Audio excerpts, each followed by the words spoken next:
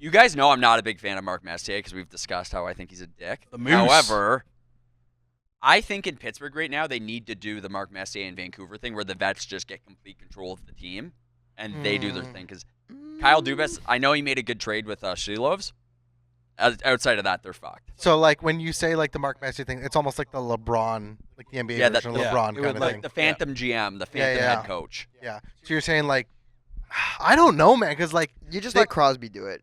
I think that's it. Forget about the other guys. Forget Malkin, Letang, and if you want to say Carlson, I don't know. But I would just literally go to Sidney Crosby and be like, tell me what you want me to do, because they already said Malkin's probably gone. I mean, all the rest of the guys, with all due respect, they're not Sidney Crosby. Sidney Crosby's the one, he's holding everything together. And the draft was bad. They drafted way out of position a lot. Yeah. Well, the draft this year was bad. Next year when they get first overall and get Gavin McKenna because they just get lucky and get Lemieux, Crosby, and McKenna all in 3, spans of eras, it's going to work out for them. That would be crazy. Every time one door closes, it's a new opening for a... Dude, that's what the fucking NBA does, man. It's kind of like the goaltending situation in New York, in the Rangers. Yeah. Like, you lose Lundqvist, and all of a sudden Shesterkin just shows up. Yeah. I just don't know how the Fed, like, here's my thought, is I don't know how the ownership, the Fenway Group, would really allow that. And the only way that I would see that actually happening is if they feel like Crosby definitely wants out. It's like, we'll give you control just to keep, stay here. Yeah. Right? But I just don't see that happening, especially with the Fenway Group trying to get more ownership and more share. Well, I thought it was the other way. I thought Mario and them were trying to get more ownership out of Fenway. Yeah, but that's my point. It's like you're giving up that control, and I just don't know what Mario's going to do, even though they're so tight together. Mario's done this before, though. Mario was running the Pittsburgh Penguins as a player. So, you look at that. Like, he was telling them when practice was over. So, it's something the organization has done already. All right, and guys, if anyone, enough. We're wrapping it up. If anyone's going to do it, I would assume Crosby would be the guy that you would let make those choices. And that would probably be, maybe one of 2 or 3 players in the NHL you could actually Crosby, Ovi, McDavid. I think that's it. I don't know if Ovi would. Ryan Reeves, let's go. Yeah, Get in there. I agree. I don't think Ovi would be a great pick. Crosby. What other player would you go to? Maybe McKinnon? No, not really. McKinnon's not earned that yet. Yeah, no, it's just kind of Crosby. Yeah. But if you say the Penguins will let the veterans do this, but you're also trying to clear house of the veterans. I don't think you need to clear house with the veterans. I think they made all the wrong choices. In my opinion, I would fire Kyle Dubas if I was buying the team. If I was new coming in, I'd fire him immediately. Would you guys want him as your GM if you were buying the Pittsburgh Penguins today? No. Probably not, just off his track record. Yeah. No. Especially not off the years and him getting more power and control ever since taking the first job with the Penguins, which is what he tried to do at the exit with the Maple Leafs, is getting more power from there as well. And you look, the Leafs just terminated the contract of one of the players that he drafted that was supposed to be good. That was way too short. I think it's Voigt or Voigt. Voigt got unconditional waivered. So you look at his drafting track record, other than Nyes and a couple guys, has been quite shit. The 1 year, with the exception of the one player unfortunately passing away, none of the guys played in the NHL. Well, that's because he doesn't have like Hunter helping him making draft selections and picks and really understanding the market. I feel like look at what Dubas was always doing. He was always going back to his hometown in the Sioux, right? Yeah. And always trying to figure out the relationship, this weird little tight circle that he had. Yeah. I would agree. I think Kyle Dubas should be fired, and I think a low tier market right now, like a Utah or Seattle, that would be someone that would take that chance and that risk. I don't see where Kyle Dubas has a vision or plan for this team. He didn't have one, and that's why I think he should be fired. They did quick rebuild into rebuild, and I think based on that, I personally don't like the guy, but it just doesn't make sense. And then you have Frank Saravelli saying the thing I say, where the smartest guy in the room act that he puts on. He always thinks he's the smartest in the room. You do that a lot, eh? If people in the media are saying that, and I've been saying that about Kyle Dubas for 2 years now online, it's time. You could say even way more than 2 years, dude. Yeah. Here's the thing for me is Kyle Dubas isn't a rebuilding GM.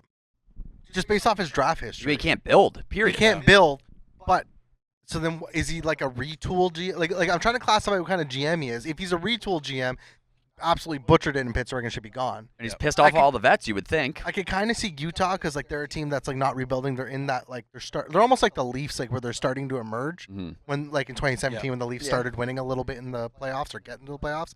I think back to the whole veteran thing though. I really think this is all in Sidney Crosby's hands. I think what Sidney Crosby wants is what's going to shape out what happens here. I could totally see him being like, you know what, Lemieux took me under his wing. I stayed at his, he stayed with Lemieux, like all this stuff. He might feel like he owes it to the city of Pittsburgh, just to sit it all out and just ride it out. Maybe they get McKenna and he kind of brings, mentors McKenna. But if he's like, I want to win a cup, I want to go to Colorado, I want to go to Montreal, I want to win another cup, I'm competitive. You can't do it. Then I don't think the veterans get control. I think you just blow the whole thing up, which they haven't done. The fans will run them. The problem is the fans will just go no. And you're in Pennsylvania, and those fans don't fuck around in Pittsburgh. Yeah. And you got to look at it from this other sort of perspective as well. Yes, he acquired a good goalie with Dubas, and he was able to kind of fill that spot. The head coach they hired, people immediately go, this seems like a head coach you would hire if you're trying to get the vets out. And they went off the board hiring him too. And I'm telling you guys. You know what supports giving control to Sidney Crosby? What are we guessing how many years he has left? 2, 3? He can probably a max of 4. I would say 4. Yeah. So once again, what better training ground for you to come in and potentially be the general manager or assistant general manager coming right out? Because he's going to take a high level position executive for sure with Pittsburgh after. He might take that year off because I don't see him being an analyst right away. But if you give him kind of that 2 or 3 years of really understanding the moves that are happening in the front office, and then transitioning them there right out of the gate, I think there's a theory there that can be tested. I agree. I would have said the same thing about Martin Brodeur, because he was a Devil for his whole life, and then he went to St. Louis for 1 or 2 seasons, and he's working for the Blues. We went there for 9 games, and now he works for the Blues. And the thing with Martin Brodeur though is no one dickhead.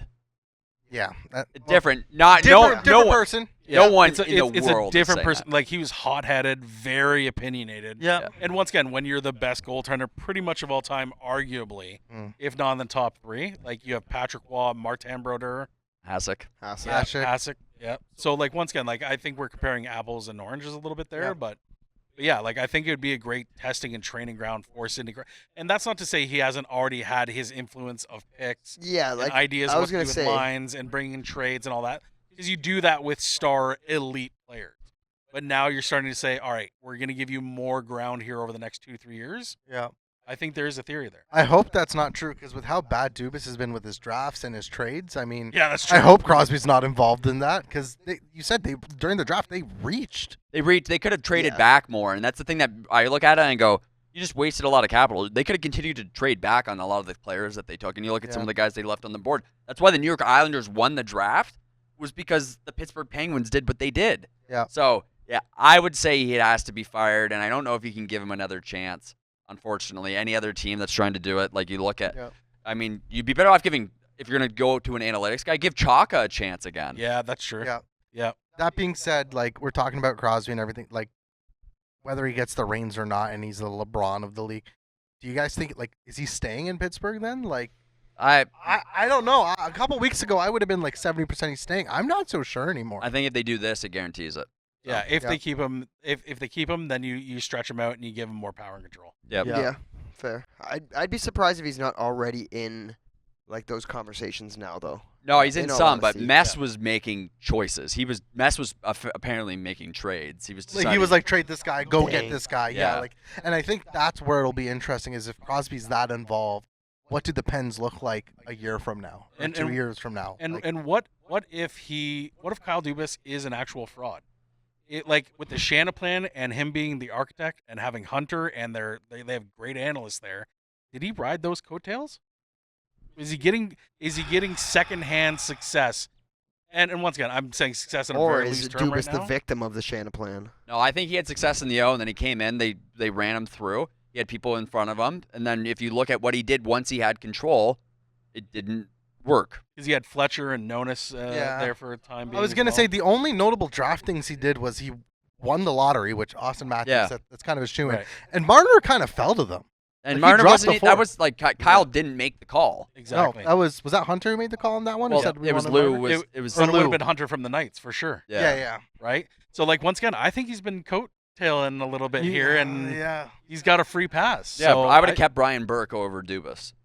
You would have get Brian Burke over Kyle Yes, Dubas. I love Berkey. Yeah, he's Love a good Burke. guy too. All right. Well, guys, I don't know. It's gonna be interesting. Crosby stay a Penn. Is Dubas gonna stay a Penn? Are they both gone? I don't know, guys. Trade them Let both. us know. Do you guys agree with us? Disagree with us? Let us know in the comments. There were some spicy things going around, and don't forget, as always, to like and subscribe.